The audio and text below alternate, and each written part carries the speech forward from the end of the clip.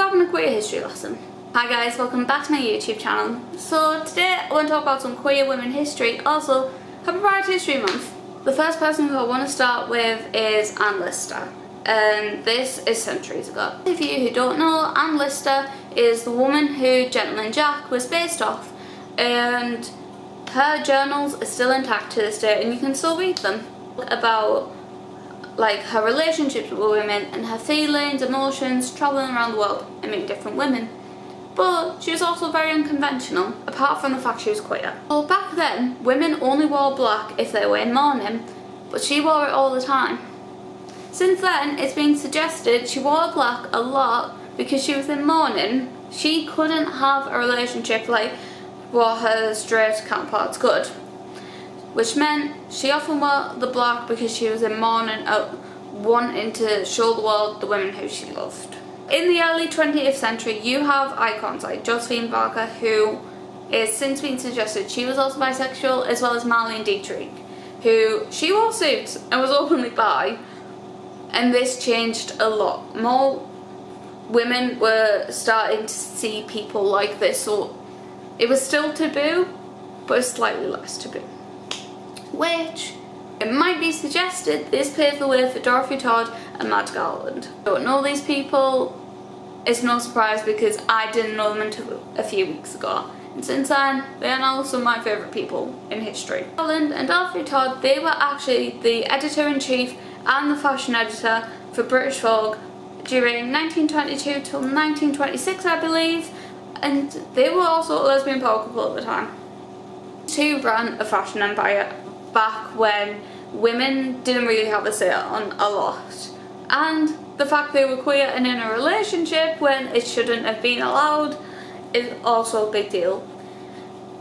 They travelled the world and influenced thousands of women on fashion, even though if this had been common knowledge this wouldn't have happened, but yet they still went and did it and changed fashion for a very long time. Forward to the 1930s, and that's when you start to see the emergence of the lesbian bars opening, and looking back in history and the photos, you can see the fashion and how fun it was.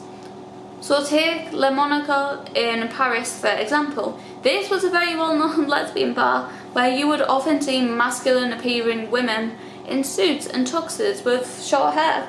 Very traditional feminine women there who wore luxury and the iconic gowns that you think of when you think of the 1930s. World War II then happened, so then everything's on pause for a bit. And then you get to the 50s where the emergence of these bars started up again, but obviously it's a bit more secret because it is still a very taboo subject. To the late 70s, early 80s when Margaret Thatcher introduced Section 28. So for those of you who don't know, this prohibited the propaganda of homosexuality, whatever that is meant to mean. And it was meant to prevent children from learning about a homosexual lifestyle. So the AIDS crisis happened during around this time as well. And if you've seen It's a Sin, you also see the queer women fashion at the time, where it is basically what you expect out of the 80s. They still wore the t-shirts with the denim jackets, which became increasingly popular with queer women, and jeans. Illegal to be gay, it still wasn't a widely accepted thing. And the fact this happened during the punk movement, queer women became more rebellious.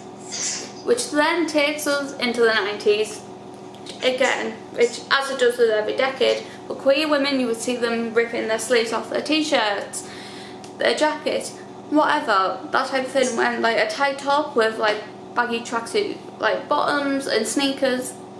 This was also a look that was popularised particularly by Mel C, which is like everyone thought she was queer, even though she was very straight.